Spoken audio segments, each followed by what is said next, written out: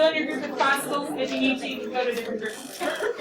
Jason, Yeah, number 2. This one or grade? Yeah, this is grade 3. Grade? I did grade. And because she graded mine. But let's see that.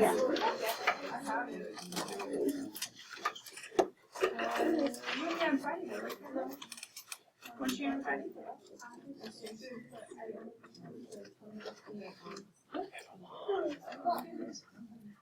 I didn't hear you say. Yeah, I remember we were supposed to grade 1 and 2 on Friday. Oh, mine is.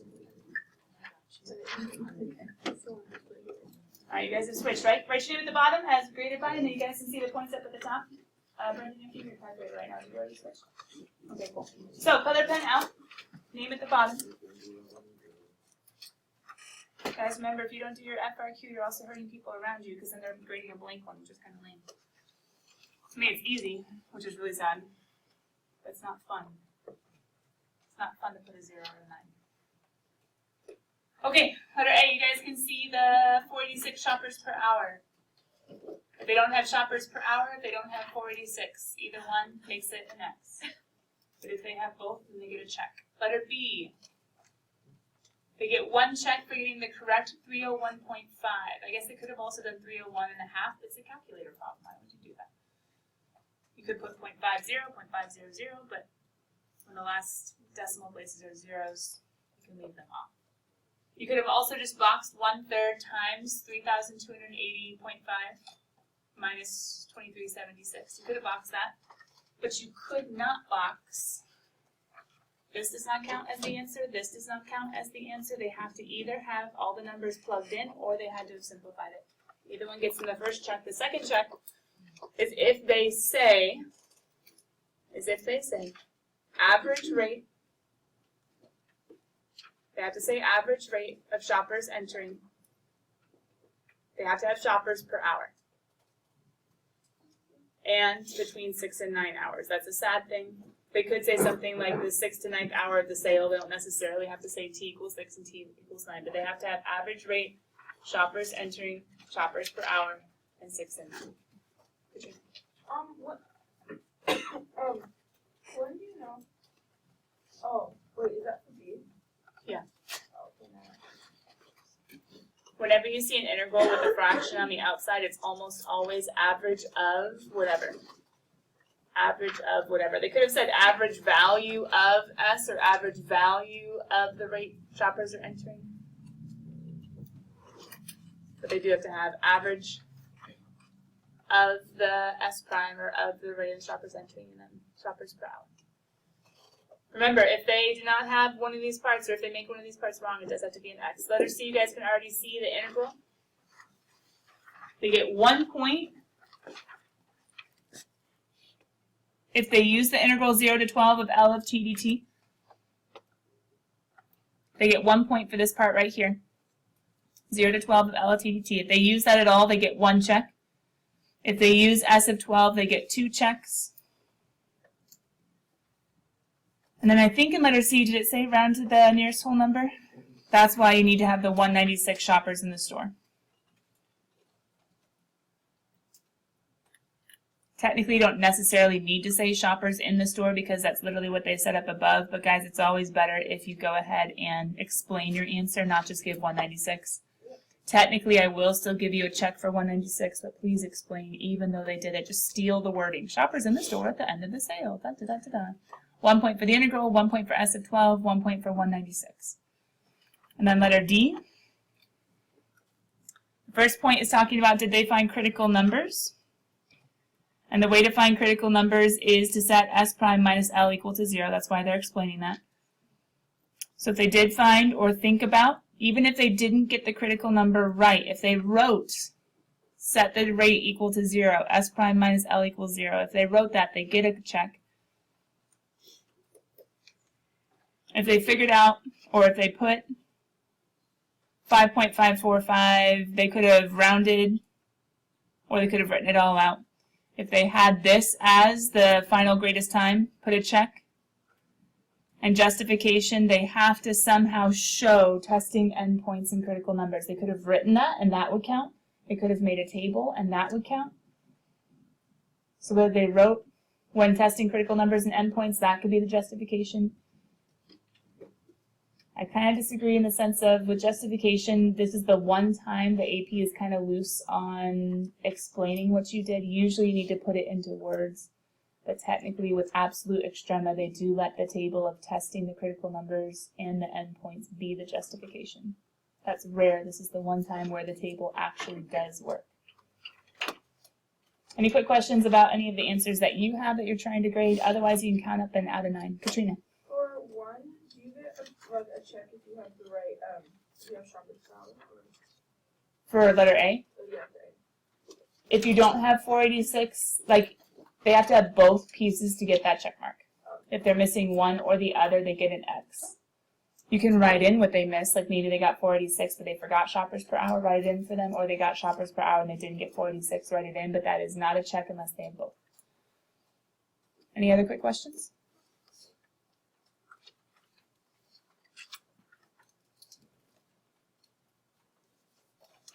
Alright, once you guys have a score out of 9, go ahead and write this number out of 9, right? Pass it back to them, because I will let you guys take a couple seconds if you want to add for yourselves any notes, like what you missed, what you read wrong, what you wish you would have done. Any questions about using your calculator?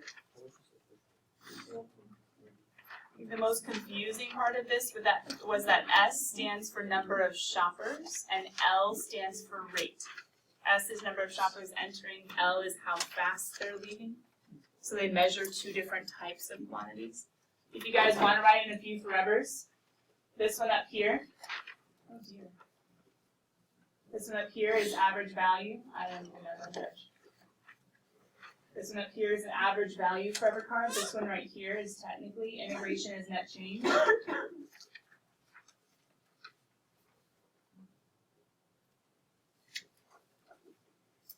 Letter B was average value, letter C was integration is net change, and letter D was absolute extrema. Trying to find the absolute max. If you want to write yourself over notes.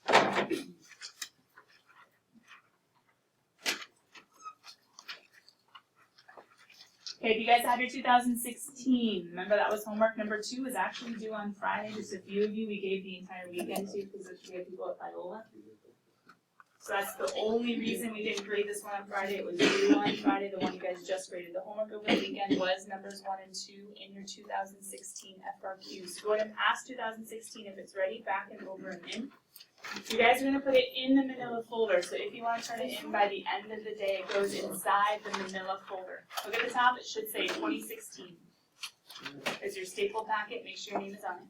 If it's ready, pass it straight back and over and in to the manila folder. And if you guys turn this in later on today, make sure it gets where? Inside the test correction folder, okay?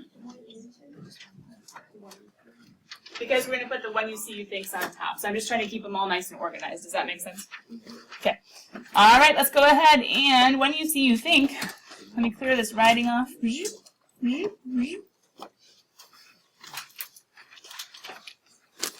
We still have the chocolatey option over to the side, and we still have the gummy bear option off to the side. We have the chocolatey and the fruity. When you see find critical numbers, what should you be thinking? Go. Start. Huh? Ah, they're possible relative extrema. But if it says find critical numbers, I would go a little bit farther than that. Katrina. Take the first derivative, set it equal to 0, and then that value that you get is the number or the critical number. You're so Possible critical numbers. And the endpoints. Nope, that's for absolute extrema. Ella. When you take the derivative and you find where it equals 0 or it does not exist. Ah, that's what you guys were missing. 0 or DNE. They are possible relative extrema. That's good extra stuff. Absolutely, you do test the endpoints. Ella, come on down and get what you want. Okay. F prime. So, whoops, back. Oh, I went too far back. Lame sauce. I don't even know how I did that. Critical numbers of a quantity. Take the quantity prime set equal to 0 or DNE. Ready, set? Wait, pause. There's one thing that technically, one exception, I should have held out for and I didn't. Critical numbers are where the derivative equals 0 or does not exist, but the original function does exist, right? You can't have relative extremas that holes or vertical asymptotes. When you see find inflection points, Angela's ready on that one. double prime of x, or prime where at double prime of x equals 0 and undefined. Right? No. Anything else? And for the vertical axis. No. Can anybody add to it, Maya? Well, is it worth concavity of f2? Yes. You have to check the concavity changes, which means, Maya, come on down, I'll count that. But how can you check if concavity changes? Who can add how? Start. The sign changes. Sign changes of who or of what? Yes, F double prime, because concavity is changing. Come on down, that counts. Inflection points. To find actual inflection points, you find the possible, that's what you were saying. Find the possible inflection points, the pips, and then you have to make sure there's a sign change. If there's not a sign change, is it an inflection point? The answer is no. How do you show that a limit exists? This one's kind of weird. How do you show it exists? Katrina's gonna try. So first you like plug it in and do like the second thing you do like fuzzy math, and then if it's 0 over 0 you use like rules and like factoring to cancel out, and then you plug in, and then you can use L'Hopital's if it's like. Okay, good. So she was talking about if you get weird cases like infinity over infinity or 0 over 0. Katrina, what if you plug in and it works? Then that's your answer. Then that's your answer. Go ahead, that counts. Can anyone help out if it's a piecewise function? How do you show the limit exists? Alan? If the two pieces are less than and greater than the point you're taking the limit at, you have to test both to check the below and the above. If the inequality does not equal and equal, which one are we plugging in? Everybody. Piecewise, if the inequalities are not equal and equal to A, which is what we're trying to find the limit towards. So we plug into the equals A part or the not equals A part? The not equals A part. Whoever said that, if you want it, you can come get it. How do you show that a function is continuous? Ryan? F of C exists, the limit as x approaches C exists, and the limit as x approaches C is equal to F of C. Perfect. The point has to be there, the limit has to be there, and they must agree. They must agree. The guys are meeting at a diner, and the diner is still there and open. They can go in. Dun, dun, dun. How do we find horizontal asymptotes? Corey? Is the fraction with the top is bigger than the horizontal because it's the same as the ratio and the bottom bigger than 0. Yes. What are you finding to do that? What do the degree tests solve? Do you remember? 4 HAs. What kind of limit? That totally counts for you. You got it. But Maya, what kind of limit? Yeah, a limit to infinity and or negative infinity. Does anyone remember what types of functions we have to be really careful of when we have horizontal asymptotes or limits to infinity of them? Oh. There might be more than one answer. Base to an x. Yeah, when we have a constant to an x, an exponential function. That was one of those multiple choice practice ones we did. Last one. Average rate of change. Angela, go. 1 over, There's two ways of doing it. That is one way. There's a more natural way though. Josh is saying it. Josh, what is it? F of B minus F of A over B minus A. F of B minus F of A all over B minus A is one way. Does anybody know the other way that counts, Josh? If you want to. Ryan. Integral from A to B of F prime of x times 1 over B minus A. Yeah, so Angela, yours could have worked if you had the rate kind of like the L and the FRQ we just rated. L was the rate, so to find the average, we needed to do 1 over B minus A of them. Or if we needed to, I suppose I could say. All right, that's enough for today. Keep studying those when you see you things. Hopefully you guys have them ready to go for today. Uh-oh, where is it? Oh, no. I think I just closed the wrong one. Hold on, let's go find it. Grab out when you see you things. You guys are supposed to continue working on them this weekend. Let's see if you guys have any questions. Let me go find it, though. When you see you think. Solutions.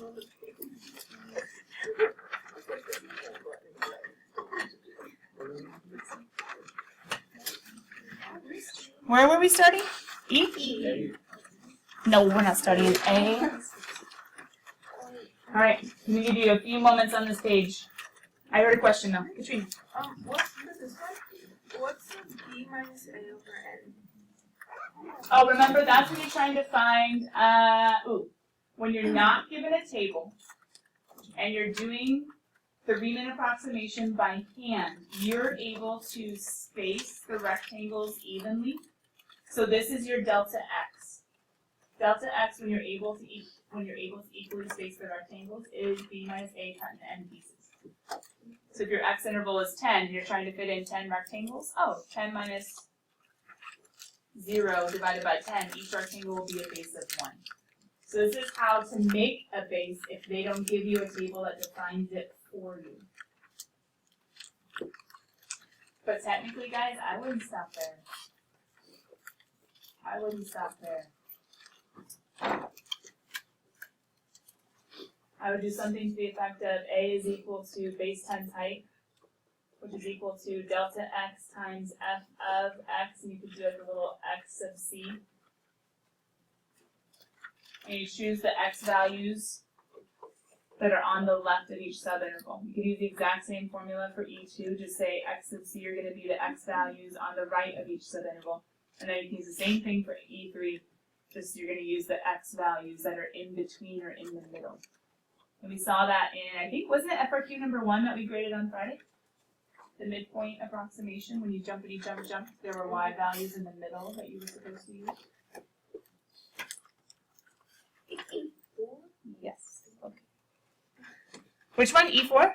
No, E3. Oh, E3. So then you're talking about. So could you just say would your base be b minus a over n?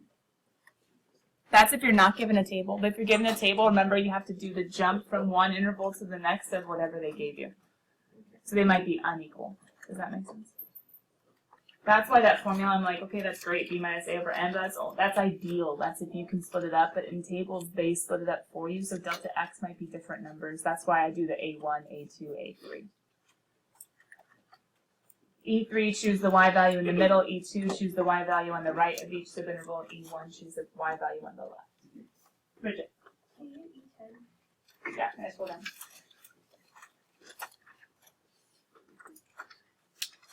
Star, do you need something before I scroll? Yeah, from Yeah. E4. Yeah. Why is it like over 2n? E4 is alright. It's alright. It's summarizing. Remember for trapezoids how we could have area of one, area of two, area of the other? This is like the factored one where they pulled out, if all the bases are the same, they pull that out, and then they realize that there's one of the left, the next two are shared, next two are shared, next two are shared.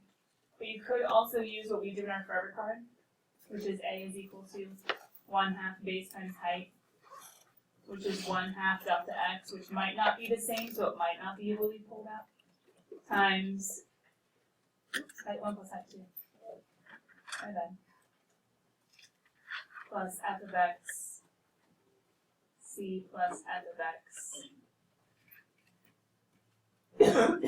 d. Okay, I think you did it. I'm not almost done.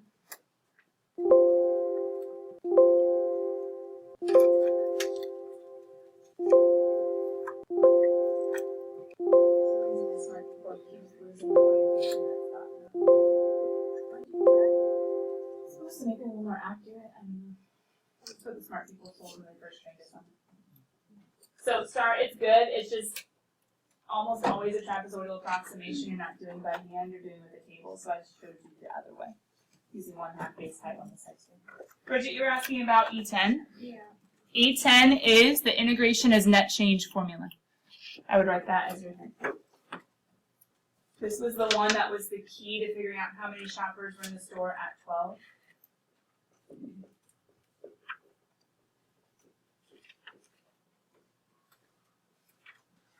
In order to find a final quantity, you could say the final amount. This is literally out of the card. The final amount is equal to the initial amount plus,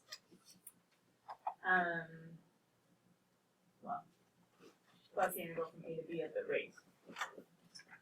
And that would be the rate. The rate of change of the quantity. But once again, integration is net change. Use that for every card. Anything else you guys have on E? Yes.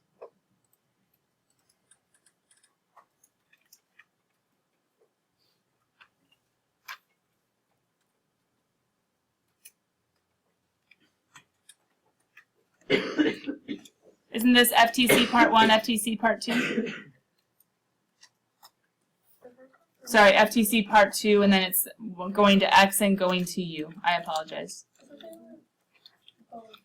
Yeah, they're both FTC part 2. This one's going to X, so then we just say f of x. This one's going to U, so we say f of u times u prime. Both cases were in that one FTC part 2 forever card.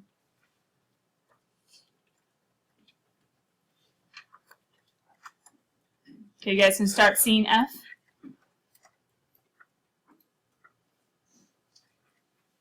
For area under the curve, I would do a quick in parentheses. Area above is positive, area below is negative. And if you have geometric figures, use geometry area formulas, right? Just to be aware, there could be triangles, semicircles, rectangles that you could be expected to find using a graph. Bless you. So you could use antiderivatives. Take the integral from a to b of f of x dx, but if there's some geometric figures in there, you might actually be expected to solve some geometry formulas. You guys see areas coming in, volumes coming in. F3 is a weird one. Question? Yeah. F3 is a weird one. He actually just refers to a certain type of FRQ that shows up every now and then. Just think x equals c is an x value. So then it kind of makes sense to put that x value, if it happens in between a and b, just split up your integral with that x value. And if it makes the two parts equal, just set them equal to each other. And that's going to be like a solving game. They like to say that you can, as a result of this integral,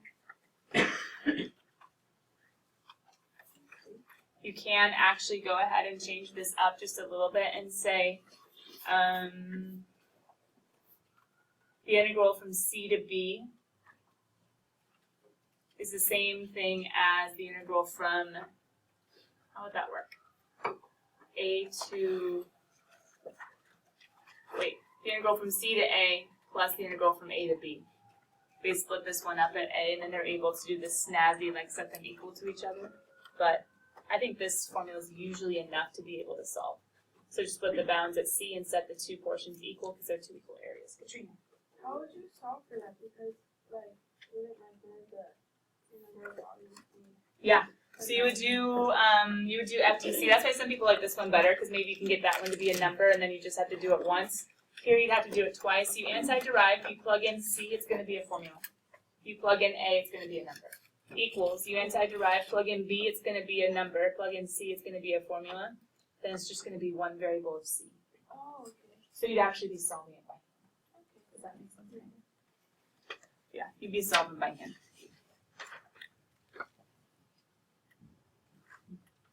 I'm leaving F3. I know you guys want to be checking that one out. Yeah. Given the base bounded by cross sections. Oh, this is our area using cross sections for every card. Basically. In the sense of volume is equal to the integral of a of x dx or a of y dy depending on, oh no, sorry, it says perpendicular to the x-axis. So volume is equal to the integral of the area formula. Since it says squares, the area formula is s squared. S will be the base, which will be top minus bottom. So they just put in things for top minus bottom, like f of x and g of x. Does that make sense?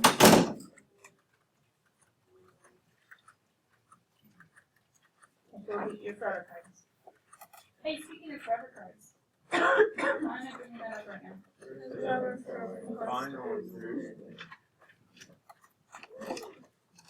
Volume is equal to the integral of an area formula. If our cross sections are squares, the area formula is side squared, and since it's in terms of x, it's top minus bottom. So, no, square. I think he's circles. Okay. Yeah.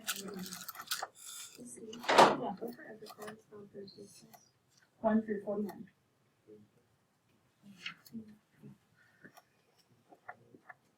The whole shebang. Nice thing is it's a quest and not the forever final, which will be closer to the AP exam itself. Forever final goes into your final exam category with Saturday's curve, Saturday's days for AP. If there's a scheduling conflict with Saturday, let me know sooner than later. There will be one makeup day. Sometimes there's a track meet. Sometimes there's a concert. Sometimes musical people, they usually let you do the first part of the exam from years past. You just maybe can't do the second part of the exam. You need to talk to them about it if you're in the musical. If you have a scheduling conflict, talk to me personally. The one makeup day is next Wednesday after school from 3 to 7. Why Wednesday? Because there's never a game on Wednesday. If you have practice, I don't care. You couldn't come Saturday. But hopefully you can come Saturday and you don't have to worry about it. Yeah, Ryan. For the grading on Saturday, so like a 5 would be 100, and then the rest is scaled. Yes. So if you get a 4, So the point range Uh-huh. for a 4, I go ahead and figure out how many points that is. I make it fit within the normal 9%, 10%, 9% point range. And so if you get a 4, it'll be between a 90 and a 99. Okay, cool. Does that make sense? Etc. So 3 between an 80, 89, 2 between a 70 and a 79. Because even a 2 in calculus I'm still proud of. That's why I'm not making that failing. And a 1 would be between a 60 and a 69. Once again, getting a 1 is not anything to sneeze at. It still means that you might have a pretty good grasp on the basics. Just the AP guys trick you. And I don't think that's worthy of an F. I think that's worthy of a D. It's impossible to get an F on Saturday, but you should still try your hardest. We won't talk about the last test right now. Bridget. Oh, average rate of change. You can do it 2 ways. One way is F of B minus F of A all over B minus A. For what they give you. So it's technically B. Is the average rate of change of this guy, so it'd be F prime of B minus F prime of A all over B minus A if you want the average rate of him. The other formula is the one I think that Ryan said a second ago, which is average value, which would be 1 over B minus A. The integral from A to B of the derivative of F prime. That's messy though. I would just say F double prime. I would just say F double prime. That would make more sense in this one. You can either do it with the, I'm going to go find the rate, or I have the second derivative and then come backwards. So if you think about it, it is F of B minus F of A, but it's the average rate of this guy, so we use him in the formula. Does that kind of make sense? Alright, I would love to get a couple multiple choicey guys in. So I'm going to go ahead and skip down to G real fast so we can check it. G is what? Applications? Motion? Is it all motion? Oh yeah. It's motion and a couple more application-y ones. Let me go ahead and make this big screen.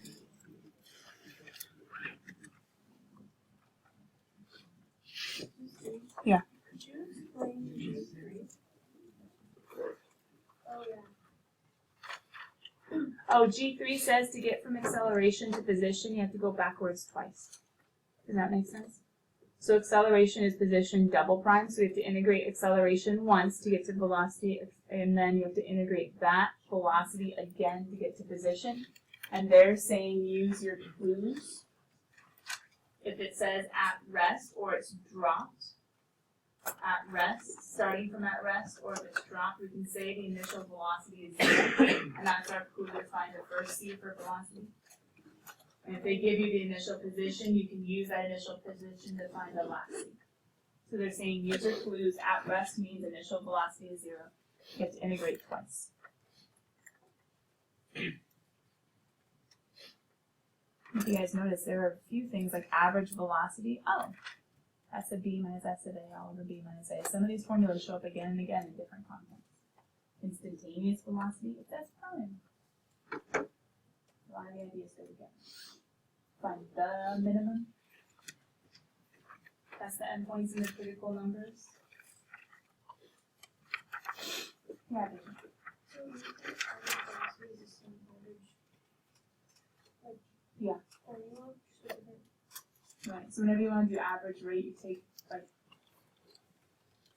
if you want average miles per hour, take the function that models miles, and you can do the F of B minus F of A over B minus A. Or shoppers per hour, take the function that shows shoppers and do S of B minus F of A. Could you explain this placement? That's a forever card. What's displacement? What is that?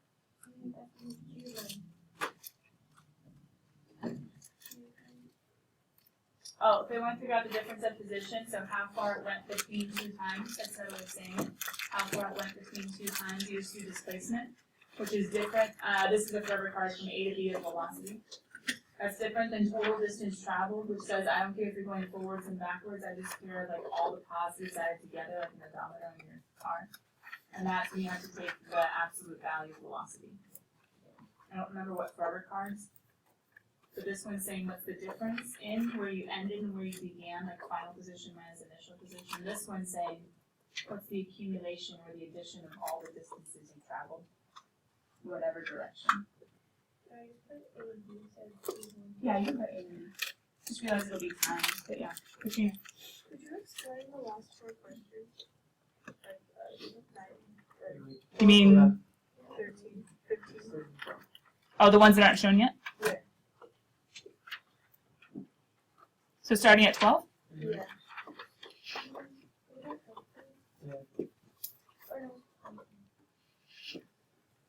G12. You're given velocity, you're given initial position, find the greatest distance. Well, greatest distance is the maximum position, right? So the greatest, absolute maximum of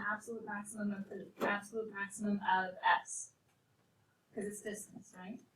So to find the absolute max of S, we say, oh, find S prime, find the zeros or D and E if there is no D and E expression. Find the critical numbers. What are the critical numbers? Oh, that's going to be when S prime or V equals 0. So when they say turning points, that just means set velocity equal to 0. So find all the resting points, which is really just S prime. So take S prime, which is V, set it equal to 0.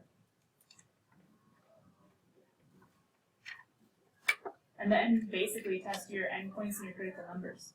So test at 0, test at T1, and then test at any of the critical numbers in between. So it really is just absolute max, but absolute max of position. Does that make sense?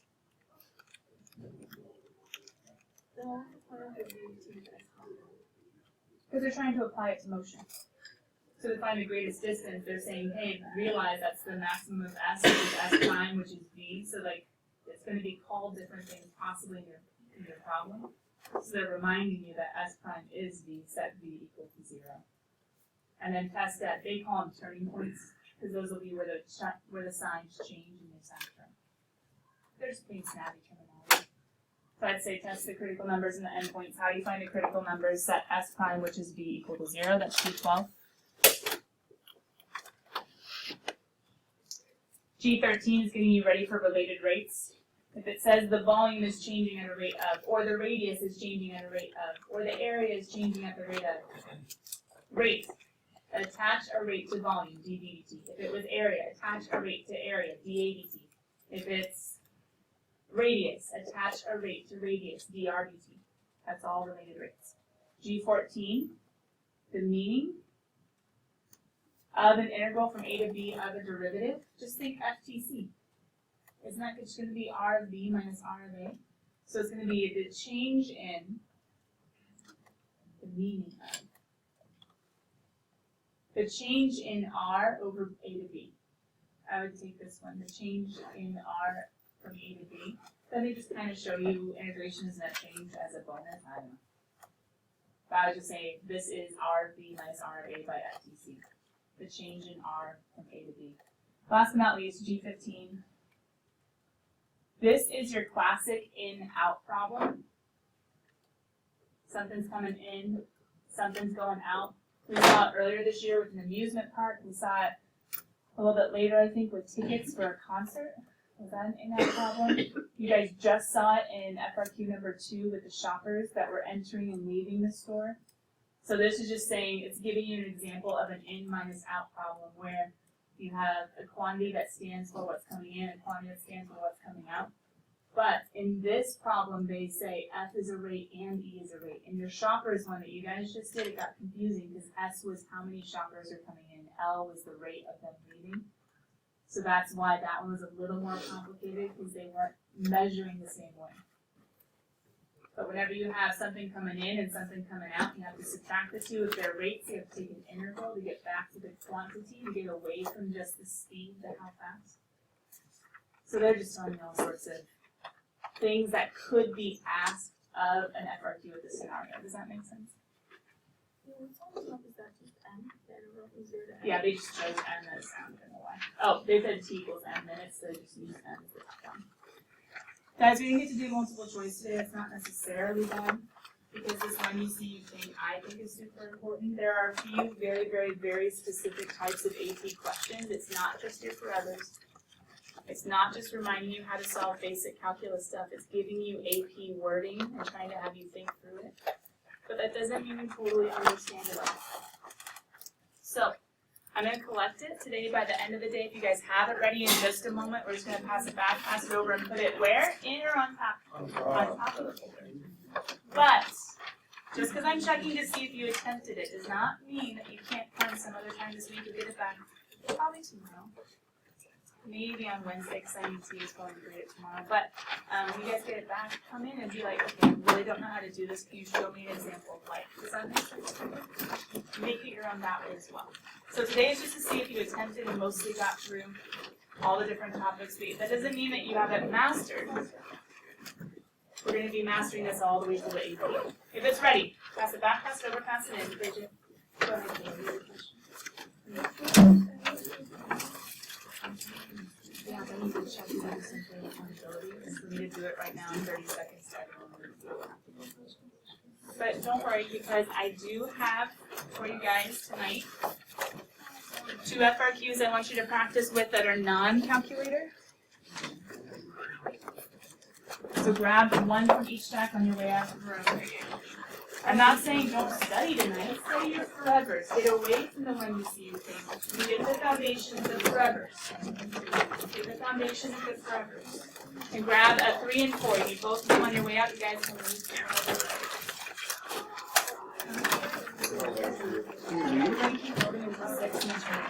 Are we good? Yeah, so grab 3 and 4. Non-calculator FRQs. And then 3 and 4. Scared me.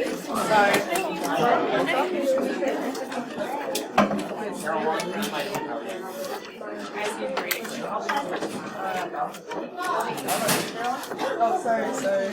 Grab a 3 and 4 on your way out. Non-calculator. See what you can do. No.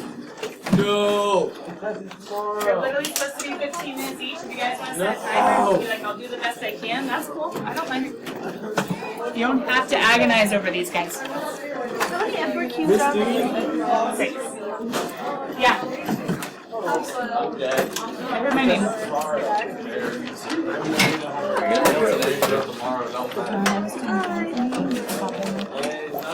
So I missed the beginning from the side. Hey Angela, I am running the boat. Yes. What's your question? I just want to like go over things and like I wanted to maybe go through like the chapters and if we got problems so I can like start going through.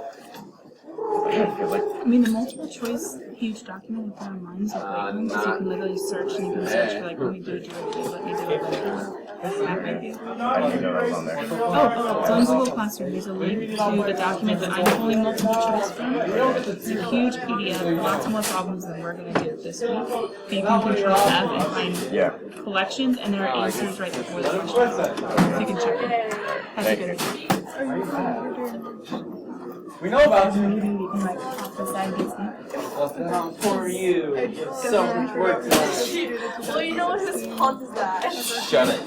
His fault is No. that. If you want to Yeah. No. do what happened in half an hour and just do the best you can. It's supposed to be like 15 minutes each, just I